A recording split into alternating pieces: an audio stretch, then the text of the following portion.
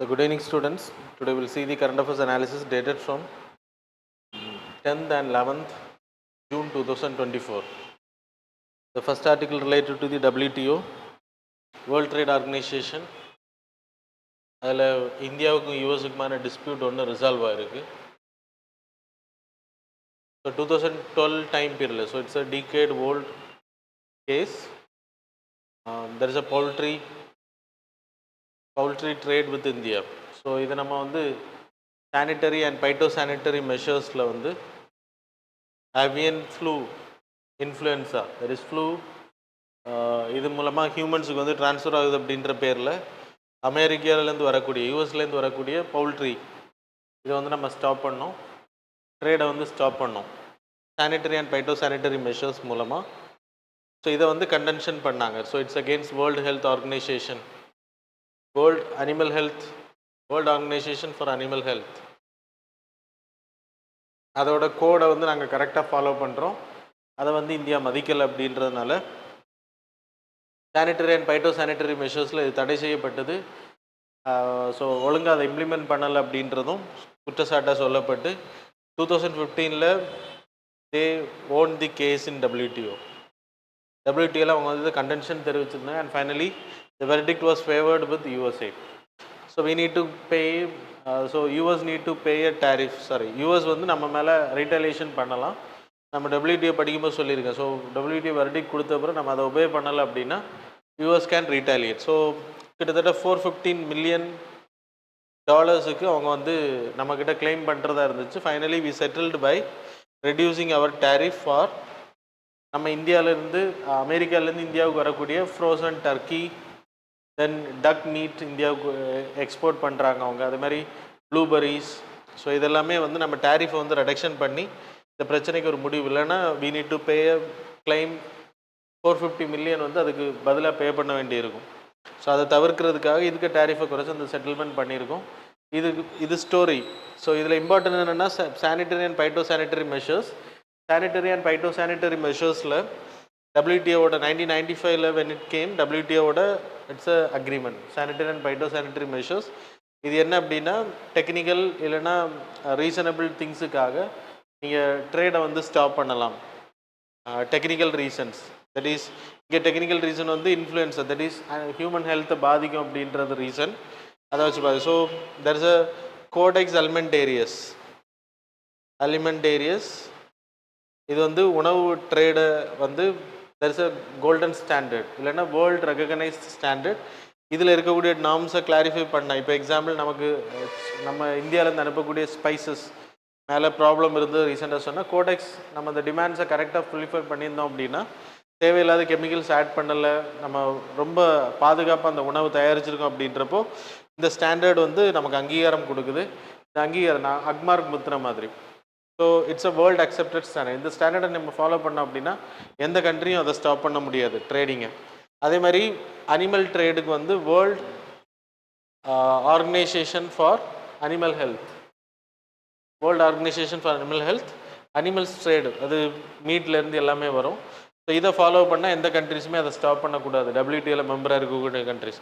அது மாதிரி plant protection, there is a secretariat of international plant protection, secretariat for international plant protection. நீங்கள் பாதிப்புக்குள்ளாக்கக்கூடிய பிளான்ஸை நீங்கள் ட்ரேடிங் பண்ணாமல் இவங்க ஸ்டாண்டர்டில் இவங்க லிஸ்டிங் பண்ணக்கூடிய பிளான்ஸ் வந்து ட்ரேடிங் பண்ணலாம். ஸோ இந்த ஸ்டாண்டர்டை மெயின்டைன் பண்ணால் ஃபுட் ட்ரேடாக இருக்கட்டும் இல்லைன்னா like food items, that is marketable things, அது மாதிரி இது வந்து அனிமல் ஹெல்த் பாதிக்கப்படக்கூடாதுபடி ட்ரேட், இந்த ஸ்டாண்டர்ட். இதை யாராச்சும் தடுத்தாங்க அப்படின்னா it's an offence. So sanitary and phytosanitary மெஷர்ஸில் இதில் ஏதாவது பாதிப்புகள் இருக்குன்னா we can stop the food products or animal trade இல்லைன்னா பிளான்ஸ் ட்ரேடை வந்து நம்ம ஸ்டாப் பண்ண முடியும். ஸோ WTOவில் இந்தியா பண்ண விஷயம், and then now the case was settle. UPSC கொஸ்டின்ஸில் இது வரலாம், ஞாபகம் வச்சுக்கோங்க. The next article related to the first past the post system versus proportional representation. நம்ம இந்தியா ஃபாலோ பண்ணக்கூடிய சிஸ்டமுக்கு பேர் first past the post system. அப்படின்னா நம்ம வந்து இப்போ example there is a person getting more votes, இப்போ 100 ஓட்ஸ் இருக்குது அப்படின்னா அதில் 51 எடுக்கிறவங்க ஜெயித்தவங்க, 50 எடுக்கிறவங்க தோற்றவங்க. 100 ஓட்ஸ் இருக்குது, அதில் 100 பீப்புள் ஆர் ஓட்டிங். அதில் 51 வந்து ஒரு பர்சனுக்கு ஓட் பண்ணுறாங்க, 50 வந்து இன்னொரு பர்சனுக்கு ஓட் பண்ணுறாங்க. அப்படின்றப்போ 51 இஸ் த. ஸோ ஒரு ஓட்டு வித்தியாசத்தில் யார் அதிகமான ஓட்டு எடுத்திருக்காங்களோ they will be called as elected. So single constituency system, India is following this first past the post system. கிட்டத்தட்ட இந்த எலெக்ஷனில் பிஜேபி என்டிஏ கோயலேஷனுக்கு தே காட் 294 சீட்ஸ். அது ப்ரொபோஷனல் எடுத்துக்கிட்டிங்கன்னா, ஓட்டிங் ப்ரொபோஷனல் எடுத்துக்கிட்டிங்கன்னா 43.3%. இது மாதிரி Congress, that is UPA alliance, that is India கூட்டணி, sorry India alliance, they have scored, they got 234 seats. அதில் பர்சன்டேஜ் எடுத்துக்கிட்டிங்கன்னா 41. அது உங்களுக்கு லிஸ்ட் பண்ணுறேன், 41 பாயிண்ட் வரும். அதர் வந்து கிட்டத்தட்ட 18 சீட்ஸ் என்னமோ எடுத்திருந்தாங்க. So we will see that 14 சீட்ஸ்ன்னு நினைக்கிறேன், 14 சீட்ஸ் எடுத்திருந்தாங்க மொத்தம்.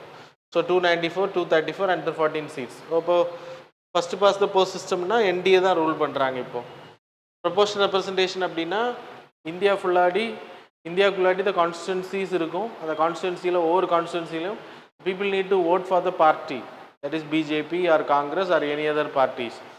எல்லா கட்சிகளும் எவ்வளோ ப்ரொபோஷனல் ரெப்ரசன்டேஷன் வாங்குறாங்களோ, which means இங்கே 43% BJP, that is NDA alliance, and then India கூட்டணி வந்து 41% அப்படின்றப்போ இந்த பர்சன்டேஜ் அடிப்படையில் சீட்ஸ் வந்து 543 சீட்ஸ், இதுக்கு ஏற்ற மாதிரி சீட்ஸ் வந்து அலோகேட் பண்ண வரும். 294 இப்போ எடுத்திருக்காங்க, நம்ம கால்குலேட் பண்ணோம் அப்படின்னா 243 வரும்.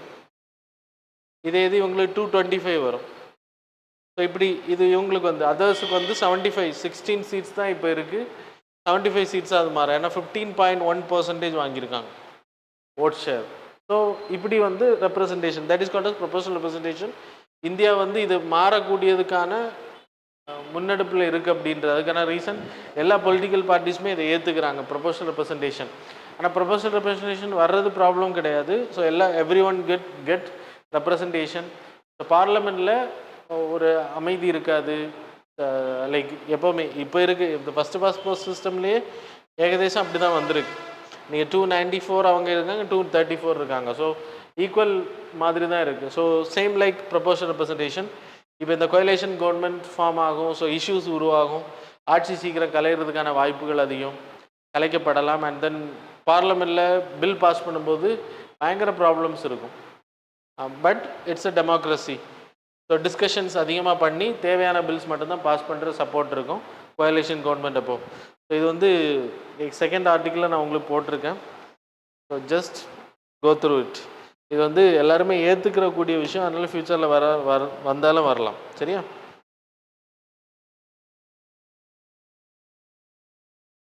So people can see the datas.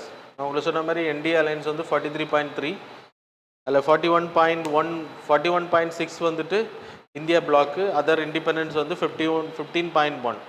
So இதில் 243, 225, 275 சீட்ஸ், இப்படி 543 சீட்ஸ் வந்து டேலி பண்ணியிருக்காங்க. ஸோ இப்போ இவங்க எடுத்தது 293, 234, 16.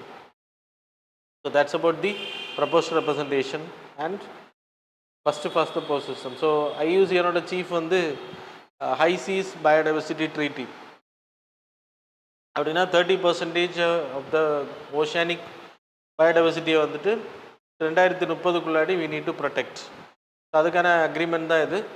இப்போது உங்களுக்கு ஹை சீசனாக என்னென்னு தெரியணும். ஆல்ரெடி நான் பல வாட்டி வரைஞ்சு காமிச்சிருக்கேன். இப்போ நம்ம லேண்டில் இருந்து 12 nautical miles, it is called as territorial waters. 12 nautical miles அடுத்து 12, that is 24 nautical miles from the land, it will be called as contiguous zone அப்படின்னு பேர். மொத்தம் 200 nautical miles, it will be called as exclusive economic zone. Beyond that of exclusive economic zone is called as high sea. What you are seeing in the image, இல்லை நீங்கள் exclusive economic zone வந்து 200 nautical miles. இதுக்கு மேலே இருக்கக்கூடிய பகுதிகளுக்கு பேர் high cheese.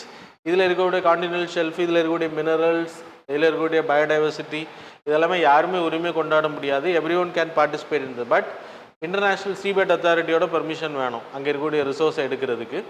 இப்போ high sea ஏரியாவில் இருக்கக்கூடிய பயோடைவர்சிட்டி ஷுட் பி ப்ரொடெக்டட். அதுக்காக united nation 2023 they signed an agreement, they open for sign. அந்த agreement beyond biodiversity biodiversity beyond national jurisdiction or BBNJ agreement அப்படின்னு போய்ட்டு 2023 இதை இன்ட்ரடியூஸ்ட். 19 கண்ட்ரிஸ் இதை சைன் பண்ணியிருக்காங்க. இந்தியா வந்து சைன் பண்ணலை, அது ஞாபகம் வச்சுக்கோங்க. சைனும் பண்ணலை, ராட்டிஃபிகேஷனும் பண்ணலை. அதில் சைன் பண்ண கண்ட்ரீஸில் Belize, then Chile, Mauritius, federation of states of Micronesias, Monaco, Palaus, Seychelles, சின்ன சின்ன ஐலண்ட்ஸ் மட்டும்தான் இதை ராட்டிஃபை பண்ணியிருக்கேன், மற்ற கண்ட்ரிஸ் பண்ணலை. இதோட மெயின் பர்பஸ் அங்கே இருக்கக்கூடிய ஜெனட்டிக் ரிசோர்ஸஸை வந்து பாதுகாக்கிறது, நாட் மினரல்ஸ். இது ஃபுல்லாக biodiversity related. So fair and equitable sharing for every one. And then marines வந்து ப்ரொடெக்ட் பண்ணப்படணும். அங்கே இருக்கக்கூடிய மெரைன் பயோடைவர்சிட்டி, அங்கே ஏதாவது மைனிங் பண்ண போகிறாங்க, அங்கே இருக்கக்கூடிய பொருட்களை எக்ஸ்ப்ளோரேஷன் பண்ண போகிறாங்கன்னா என்வாயர்மெண்டல் இம்பேக்ட் அசஸ்மெண்ட் எடுக்கப்படணும். ஏன்னா கோரல் ரீஃப்ஸ் இருக்குது, அதெல்லாம் அழிஞ்சிரும். ஸோ இது எடுக்கப்பட்டு அதுக்கு பிறகு தான் அந்த ஆப்ரேஷன்ஸ் எல்லாமே பண்ணப்படணும். Transfer of marine technology, so other கண்ட்ரீஸுக்கும் அந்த டெக்னாலஜி வந்து ட்ரான்ஸ்ஃபர் பண்ணணும். ஸோ 20 செப்டம்பர் 2023 இந்த அக்ரிமெண்ட் வந்து ஓப்பன் பண்ணப்பட்டுச்சு. 19 கண்ட்ரிஸ் இதில் சைன் பண்ணாங்க. ஆனால் இன்னும் யாருமே கிட்டத்தட்ட 7 கண்ட்ரிஸ் தான் இதை ராட்டிஃபை பண்ணியிருக்காங்க. மற்ற கண்ட்ரிஸ் ராட்டிஃபை பண்ணணும் அப்படின்றத அவர் வலியுறுத்தி இருக்காரு. That's why it came in news. So that's all. Then cabinet committees. So cabinet committees அப்படின்னாலே கேபினெட் மீட்டிங் இருந்தால் கேபினெட் மினிஸ்டர்ஸ் கிட்டத்தட்ட 72 மினிஸ்டர்ஸ் இந்த வாட்டி அலோகேட் பண்ணப்பட்டிருக்கு கவுன்சில் ஆஃப் மினிஸ்டர்ஸில். அதில் கேபினெட் மினிஸ்டர்ஸ் வந்து கொஞ்சம் கம்மியாக இருப்பாங்க, 54ன்னு வச்சுக்கோங்களேன். ஸோ இந்த கேபினெட் மீட்டிங்கில் எல்லா டிசிஷன்ஸும் எடுத்துட முடியாது. அதனால் அந்த எல்லா வேலைகளையும் அங்கே பண்ணிட முடியாது, ஸ்க்ரூட்டனைஸ் பண்ண முடியாது. அப்படின்றப்போ there will be business rules under 77, article 77, general framework of executive functioning. 74 வந்து there should be a council of ministers to aid and advise the president, headed by the prime minister. அதே மாதிரி 77 என்ன சொல்லுது அப்படின்னா deals to conduct the business transactions of government of India, allow the president to make transacting business rules. Convenient பிஸ்னஸை இது பண்ணுறதுக்கு அவங்க வந்து ரூல்ஸ் மேக் பண்ணிக்கலாம். அதன் அடிப்படையில் 1961 டிரான்சாக்ஷன் ஆஃப் பிஸ்னஸ் ரூல்ஸ் அப்படின்னு சொல்லிட்டு 1961 ரூல்ஸ் இருக்குது. அந்த ரூல்ஸில் rule 6, rule 7, rule 8 which allows to create a cabinet committees. Cabinet கமிட்டியில் நம்ம இந்தியாவில் 8 கமிட்டிஸ் இருக்குது.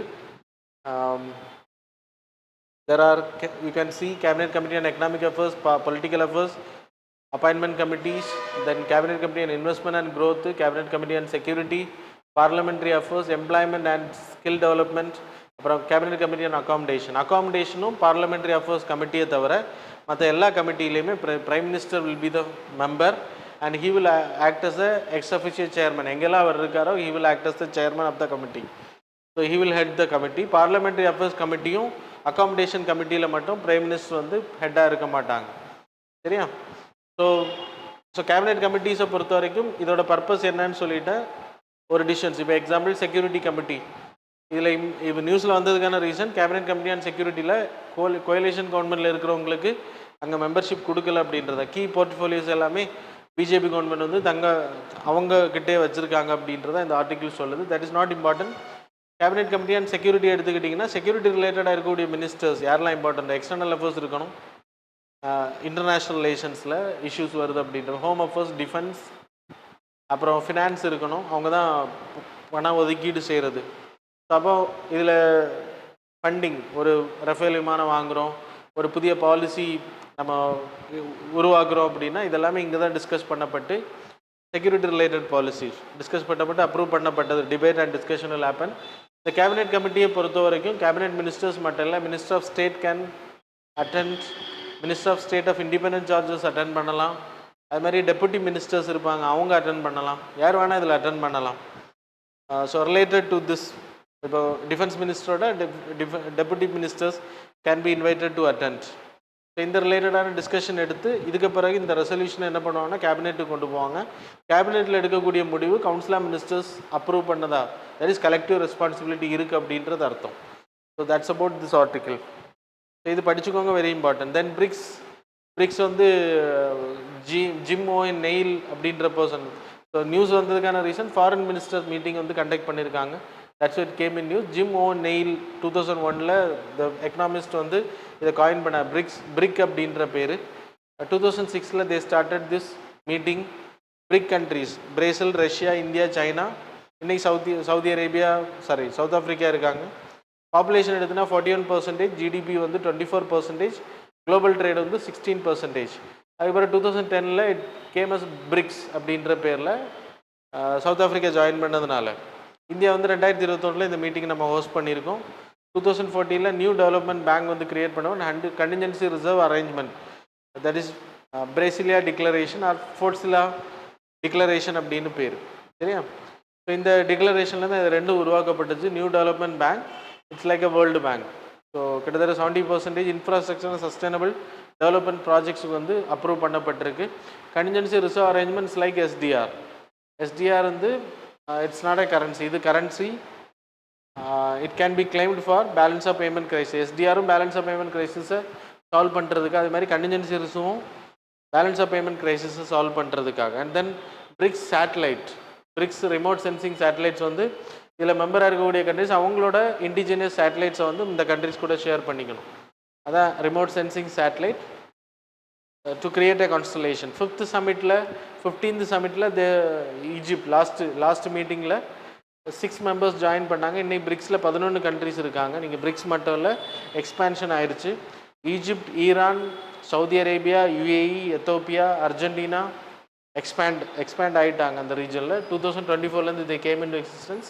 இந்த வருஷம் நடக்கக்கூடிய மீட்டிங் வந்து ஃபஸ்ட் டைம் இவங்க அட்டென்ட் பண்ண போகிறாங்க. இந்த மீட்டிங்கில் இந்த ஃபாரின் மினிஸ்டர்ஸுக்கான மீட்டிங் வந்து conduct Pannapattu, that's it came in news.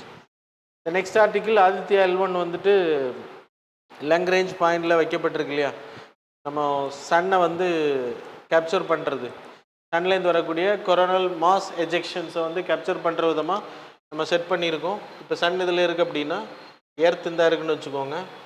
இதுக்கு இடப்பட்ட பகுதியில் there are points that is called as Lagrange point in Paris, which points are called as static points.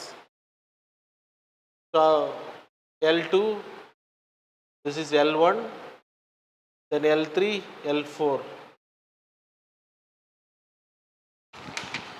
There are five points will be there, L4 and L5, sorry.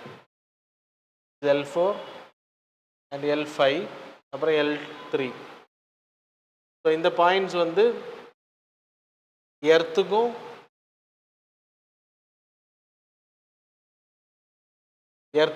சன்னுக்குமான gravitational pull and gravitational attraction, centrifugal force and centripetal force வந்து இங்கே ஈக்குவலாக இருக்கும். அப்போ இந்த object எப்போவுமே அந்த இடத்துல தான் இருக்கும், வச்ச இடத்துல. ஸோ இப்போ சேட்டலைட் வந்து எங்கே அமைச்சிருக்காங்கன்னா இது இட்ஸ் அன் அப்சர்வேட்டரி சேட்டலைட். எதுக்கு அமைச்சிருக்கோன்னா சன்னை மெஷர் பண்ணுற. ஸோ வி ஸ்டார்டட் இன் 2016 இந்த ப்ராஜெக்ட் ஆரம்பிக்கப்பட்டு இப்போ தான் அதை அமைச்சோம். லாஸ்ட் இயர் செப்டம்பரில் நம்ம இதை சென்ட் பண்ணோம். இப்போ first time CME, that is coronal mass ejection, that is electromagnetic wave, geomagnetic storms சன்லேருந்து வெளியில் வரக்கூடியது. ஸோ கொரோனாலேருந்து வரக்கூடியது கொரோனல் எஜெக்ஷன்ஸ். அதனால தான் CME ejection, magnetic ejection. So இதை ஆராய்ச்சி பண்ணுற இதை அனுப்பியிருக்கோம். நம்ம ஃபஸ்ட்டு அனுப்புறது ஆஸ்ட்ரோசாட், சன்னுக்கு அனுப்புறது இதான் ஃபஸ்ட்டு. இதுக்கு முன்னாடி ஸ்பேஸ் எக்ஸ்ப்ளரேஷனுக்கு அனுப்பப்பட்ட சேட்டலைட் வந்து AstroSat. I hope it happen in 2015 இல்லைனா 14 இருக்கும். இது வந்து இப்போ அமைச்சிருக்கோம் சன்னுக்கு. It's a second space exploration satellite. மற்றது எல்லாமே மற்ற சேட்டலைட் அமைச்சிருக்கோம். Remote sensing, observation satellite, earth observation satellite, communication satellite நம்ம அமைச்சிருக்கோம். எக்ஸ்ப்ளரேஷன் சேட்டலைட்ஸ் வந்து ஆஸ்ட்ரோசாட் ஃபஸ்ட்டு, இது second. So that's about this article. The next article, there's a sticky inflation. Sticky inflation என்ன அப்படின்றது, ஸ்டிக்கி இன்ஃப்ளேஷன் வந்து ரொம்ப அதிகமாக போகி அது வந்து என்ன கண்ட்ரோலிங் மெஷர்ஸ் எடுத்தாலுமே அது கண்ட்ரோல் ஆகலைன்னா அதுக்கு பேர் sticky inflation. The inflation is too high.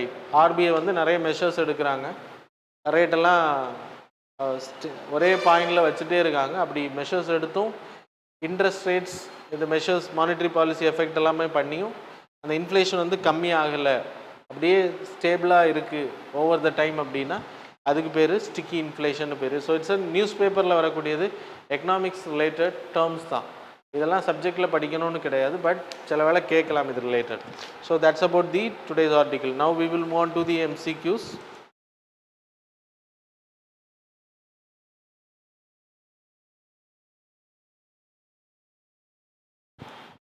So question number 1, Tsunami in India project அப்படின்னா என்ன அப்படின்னா, the project aimed at collecting genetic data from Indian individual to develop new drugs.